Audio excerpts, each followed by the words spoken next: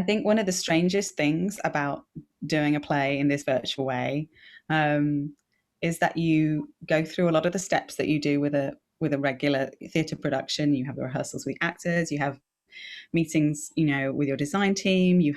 We've had conversations over the internet, and then you create it and you open it and it's out there, but you don't get rehearsal reports. You don't know how one audience one night takes it. It's just out there, so you if someone like messages you or sends you an email to tell you about their experience, but you never get to sit with an audience. And well, you're a director too, Titus, so I know that like that preview process where you're sitting with an audience is so useful, and it tells you so much about the piece. So it's very strange not to have that. Yeah, I hear you. And I feel like, what's the best way to watch a thing? Is it to watch something on your laptop? Is it to watch something on a TV? Is it to be in a room, or like a Zoom room full of people? Like, is that closer to an audience reaction? You know what I mean? At least you're there right. at the same place at the same time. Who knows? Because so we have obviously been talking about working with each other for a while, a few years. Mm-hmm. I'm very delighted that it's been in this way, in this capacity. I suppose why? How did it happen now? Why did it happen at this point? Why this play now? Yeah, I think there's lots of answers to that question. But the first, the main one that you sort of stated there is in a way because this is a play that has kind of been burning away at me for a little while. As a director, you have these kind of like passion projects like on your list that you're like just waiting for the right home and the right time for them to be the right play. And for me, the idea of doing a one actor play where the character and the camera could interact in the same way that they might in a black box. So obviously this is a play that I never saw in a proscenium arch theatre. It was always something that was like, well, it would happen in a very small, intense, kind of claustrophobic place where the audience and the actor are able to make eye contact. And so the first one actor play that I thought of was this one. And I think that the relationship between Charlie and the audience is so complicated too. And we talked about this a little bit at the beginning, Titus, of like finding the right performer who can like really fearlessly engage in that eye contact. And so it was a sort of marriage of like the practicality of like, what can we make in the pandemic? What's like on my kind of passion list? And then like add engage to that mix and being like, which performer like sort of marries well with this material that they are going to be brave enough to speak to the camera like they would to an audience. And I think so all those elements. And, and I could go on about how like the content of the play is the isolation of that character, what they're struggling with in terms of the backdrop, the context. Of course, all of that is really relevant too. But I feel like it was almost because I was like, oh, I want to see if this medium that has come about because of this particular moment in time is something that we can use. I think that's a cool way as well when there's an actor you want to work with and you find a thing for them. You know what I mean? When you marry an actor to a play, yeah. I think for me, that's, as a writer, I even think about that, when I'm writing a piece of work or creating a piece of work, I kind of think, who's this for? Who can kind of take this and tear into it? So I think that's super cool that you engage, or that you had him in mind and he responded to it. I think that's a good way. Right. That he agreed to do. Yeah. Can, whilst we're sort of talking about that, maybe you could just share with us a little bit more about, like, yeah, how did you come to choose to write a one actor play, um, and maybe even a little bit about the original process, because I know you workshopped it as well before the original production. Yeah, it's a good question actually. Why one man thing? I mean, at the time, I hadn't had anything produced, and that means you're kind of simultaneously free because no one cares. No one cares what you're writing. You write something with 40 people or 5 people, no one cares. And I'd written things with, like, 5 people and then 4 people and then 3 people, and it was, when you're starting out, it's so hard. And I just kind of figured, well, what about one? What if we do something with one person? Surely. And, like, there are playwrights who I love, like Conor McPherson, who have written some amazing, plays for solo actors. And also there was a play called Random by Debbie Tucker Green that I'd seen at the Royal Court when I was kind of roundabout doing the Young Writers program there. And I really remember that production. The actor Nadine Marshall, she played these different characters of a family, Mm. and they're all different ages, and she just kind of stepped into these characters, and it was a main stage thing. She just played it to the whole thing. And the funny thing is, my memory of the play is not really of her doing it, it's of the whole family. Like, my memory of the play is of all the people in the family. And so, it's kind of like stuff like that married with people like Conor McPherson, that kind of, I guess, poetic thing, and really, like, roots storytelling, where you just simply kind of go, okay, I have some people in front of me, and I'm just going to tell you a story. Mhm. That's why I wanted to write something for one person. Just go back to basics, like MTV Unplugged. Like, can you just do this with nothing? Yeah. Can it just be a person and no stage and just the words? And I guess, in a way, that's a kind of correlative thing to now, in a pandemic where we have no theaters. What can we put on when we've got nothing else but, like, we've got the story, and we have a way somehow to kind of transmit the story?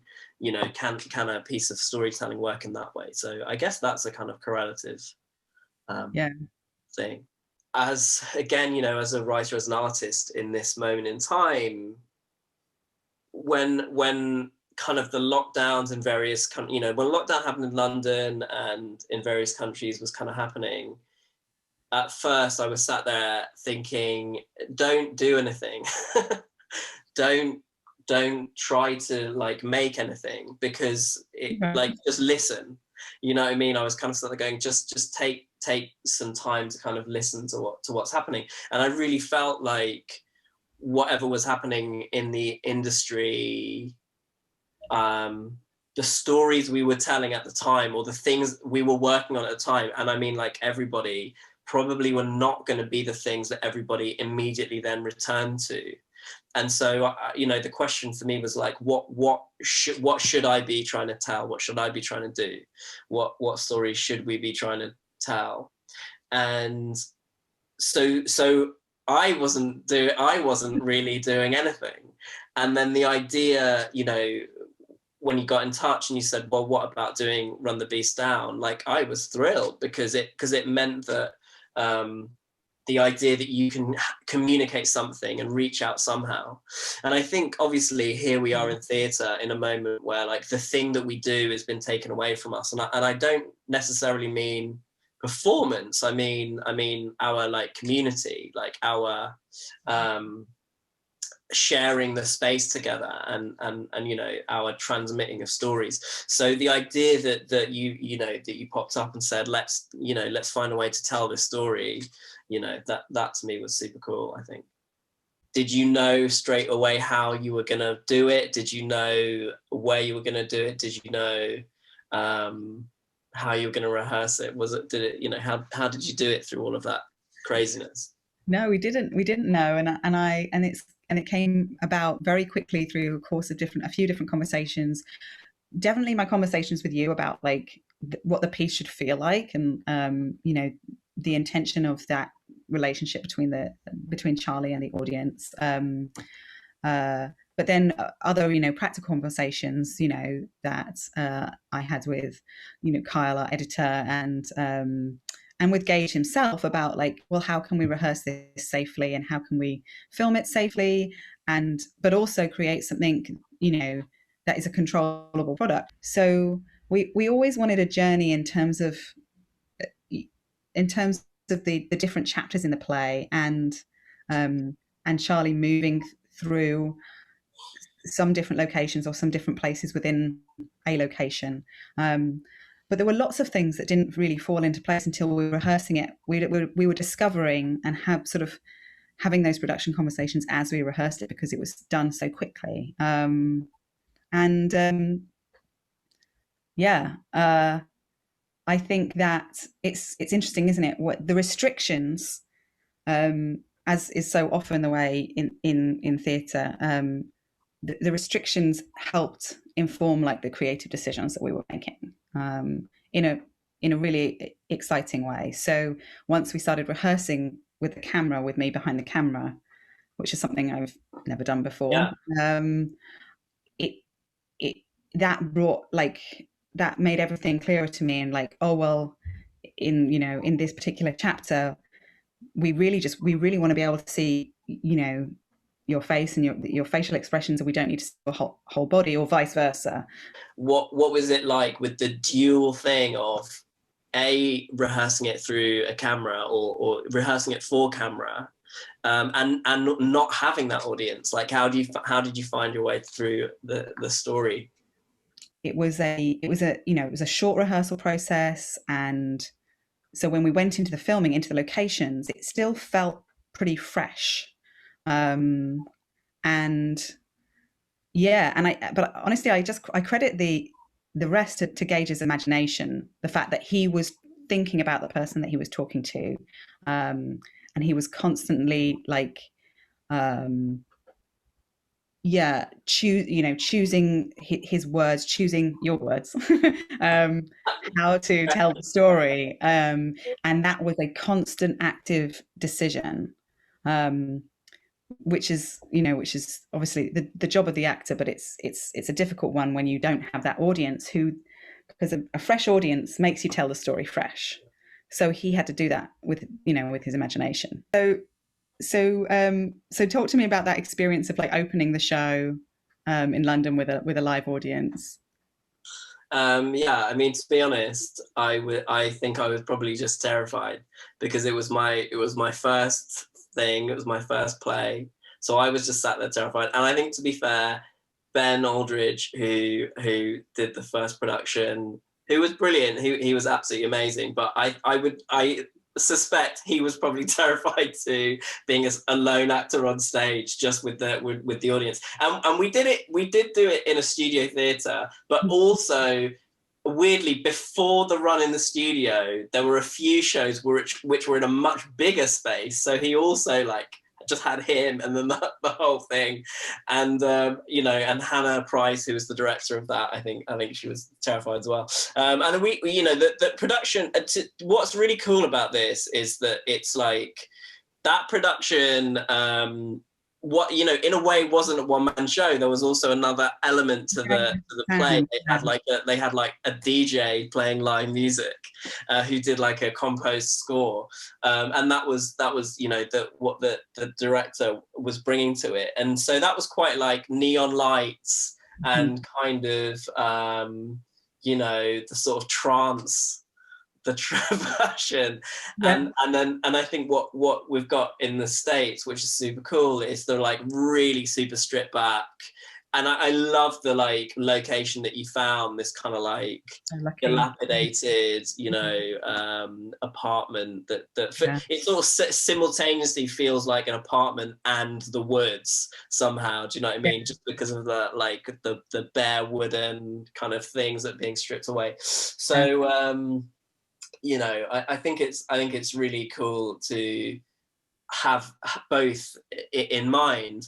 But I think the thing that really ties them together for me, that what I really remember about that first production is like almost as an audience member, I would always sit at the back, right? As you would Cool. probably Yeah. as a like creative on the show. So I would always sit at the back. But watching the show, it was as if you would always like zoom into Ben. I Yeah. always felt like I was just like zooming into his face, even though that's physically impossible. And then, of course, in this production, that's exactly what we can do, and that's exactly what we get Yeah. from Gage. And I think that's super cool because again, you get moments where you can just have him like right up in your face, and then you have moments where he can kind of step back. So I think Yeah. that's a really brilliant way of like using the camera for this production to have that. It's like the thing that I had, the false thing experience that I had then actually is now like the real experience of this production. So I think that's pretty cool. Is a tribute to Ben's performance as well. I think, you know, if that drew you in that way, I love hearing that. And I would say that the terror that you're talking about was absolutely present in the filming. Like I do feel like, and like with any opening night, so it's almost what we were asking to Gage to do, as we did what, maybe 3 takes of each chapter, was to do like dress rehearsal, preview 1, opening night, like in quick succession, Mm-hmm. and with like a few like sort of preview notes in between, um, and it was all on camera. And once you've started one of those chapters, obviously, if something goes wrong with sound or lights, or you know, a child screams outside, that's it, and you have to start from scratch again. And so that terror was absolutely present and felt by, I'm sure, everybody, by Gage, by me, and by Camille, who was our director of photography too, of just like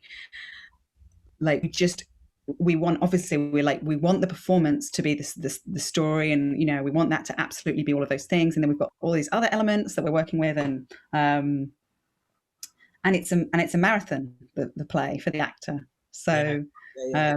you're I remember what when I was watching, you sent over some of the rushes, so I was watching some of the early bits, and then however it happened, there was one like pre the take moment where it, you know, it was just about asking Gage to do like another take of it, and there was this moment where everyone was like, oh, I don't like I don't know if I can do one more. And it was and I can only imagine yeah again what you're saying about yeah that terror of going, okay, no, but you've got to dive in, you've got to dive into this thing one more time, and kind of go for it. And then I don't know, that's a take you used, was it? You know, that sort of you know, that It version was you all pretty much always the last take, you know. Oh, sorry, you skipped a bit. Yeah, it was pretty much always the last take.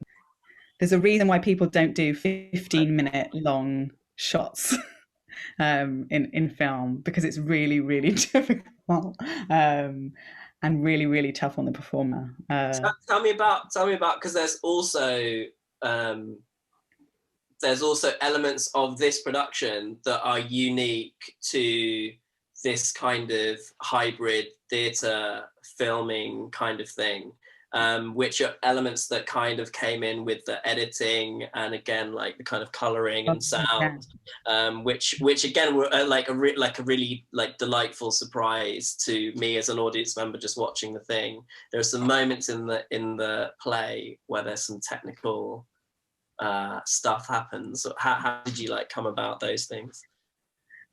Yeah, it's really weird to do it that way around, to do the rehearsal and do the filming, and then you're making the decisions that you would usually make in tech after the performance is like locked in. And so of course, we had an idea of what we wanted to do, and we had conversations about how we wanted to introduce what we call the magic um, into the film, into the experience for the audience, so that we're starting with something that feels very DIY, very vlog, very much like this is just one man and his camera, and then we sort of start to break the rules on that and question and it makes people question all sorts of things, you know, of like who's in control here, who's yeah, who is like putting this story together, like in the wider sense. But that honestly was a lot of like really hard work from my sound designer Daniel Eddie Williams and from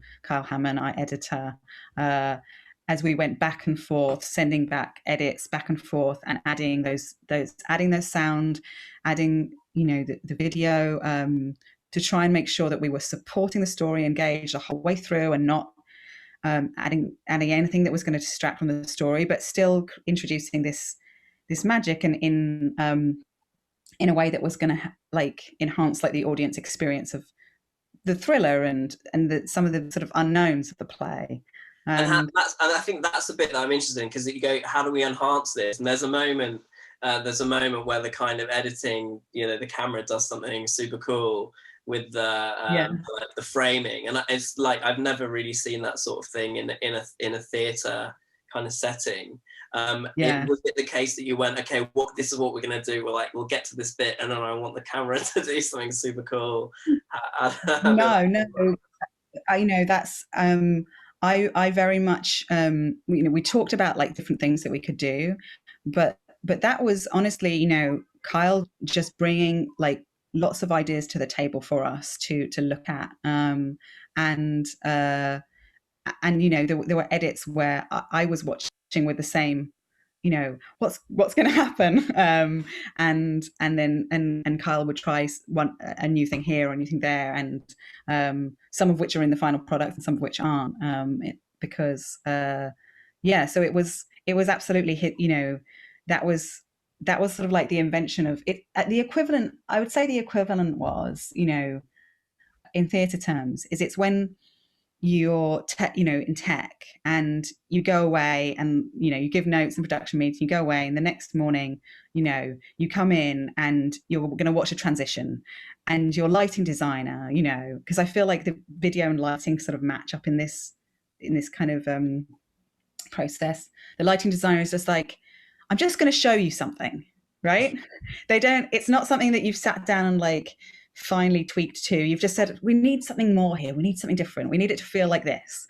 And the lighting designers are like, let me just show this to you. So it was like that. I feel like Kyle was like, I'm just going to show you something, you know, and to a certain extent with sound too. It's all Gage doing the fox noises. Yeah. So it's got this really, it does ultimately have this really DIY like um feeling to it, because of course, you know, Charlie and the fox are so um blended and mirrored and, you know, inextractable from one another. We listened to some real fox noises, but we decided that we wanted to honor the idea that like that you could obviously do in a theatre production too, um that the actor Charlie and the fox were sort of coming from the same place. No, exactly. I think I think that's exactly what it was like. We like writing this play. That's exactly what it's like. There was so much time spent at like 3 a.m. looking out the window and hearing these screams, and you don't know whether like someone's being murdered or whether a fox is just having sex with another fox, or whether a fox is attacking another fox, or whatever it is, or a cat's attacking, and you just be sat there kind of like totally wired listening to these crazy screams.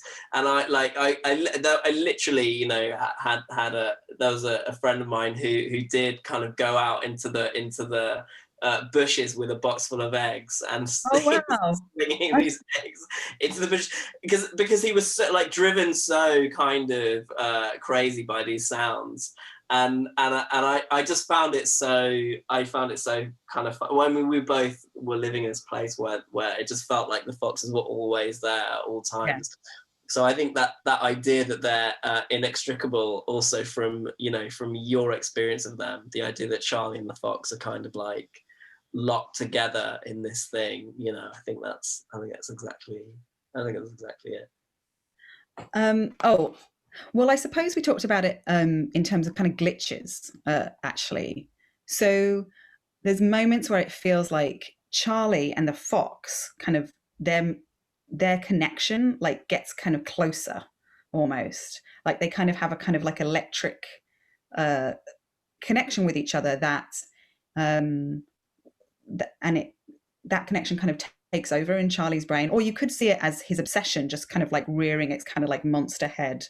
And it was moments like that, I think, where we were sort of exploring like this, yeah, the idea of kind of like video glitches to help with the sort of slightly schizophrenic nature of the play, and the way that you don't 100% know if what he's telling you of his experience is real or if it's imagined.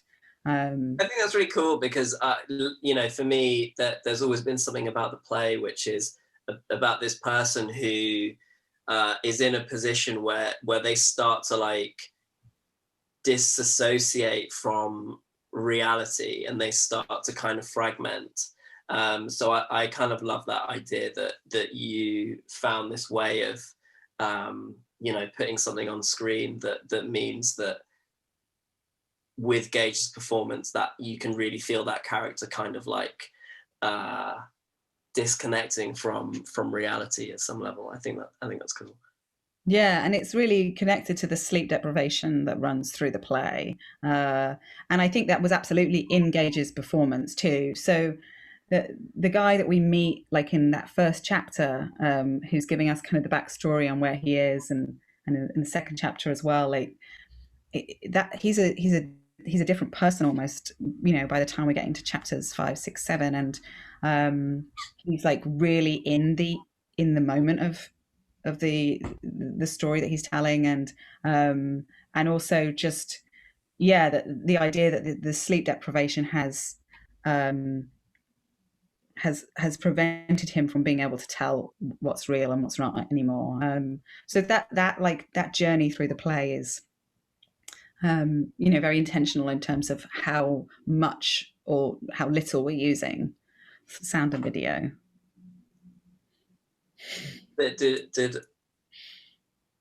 Did you or Gage have any kind of experience of insomnia? I know that like the foxes are not such a big thing in Chicago. Like you said the equivalent was that you have killer rabbits. They're not killer rabbits. They're just rabbits. unless there's something that I don't know. But there are like large rabbits.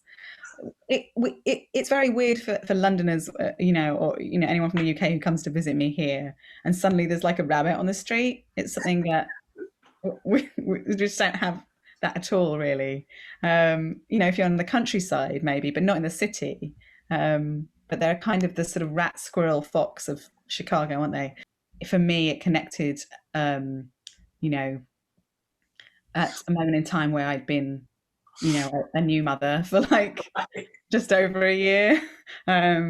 So yeah, I'd say it's not that it's not insomnia so much as just being awake in the middle of the night has been But that's its own thing, isn't it? Being awake in the middle of the night, it's like you're privy to a whole different kind of, you know, experience of the world. I think, you know, it's like yeah. the people who have to do night shifts, or like if you're like a nighttime driver or something, it's just a different, because it's a different climate, it's a different temperature. Do you know what I mean? So I feel like it's like to understand that kind of universe is you know, you had to get into the play at some level. Yeah, and the play as well. The shots in the play take place like as we go into night. So we're increasingly going into the night in terms of that storytelling. Wherever the actual, you know, the events in the each chapter take place, the storyteller is getting later and later in their day. So that was interesting. And of You course, think that then in the story, in the storytelling of the like filming, does it all take place in one day? Does the story take place in one day? yeah, that was our intention. That was our intention. That it's the afternoon, and we've got the light from the window on Gage's face in the very first chapter, and then in each chapter, we have some windows, either visible or sort of it gets darker and darker. So we're sort of at kind of dusk once we get to chapter 4, and then we plunge into night, like Yeah, went on. And I love that the final kind of chapter where the shot is a bit like, the end of Science of the Lambs where oh, she's in yeah, space. yeah. Well, we always wanted to sort of we wanted to end up sort of in the theatre, in that last Oh, chapter cool. as well. We wanted to land sort of as if you were literally just in a black box with nothing else, and you and the actor. So that was sort of the intention with that last chapter.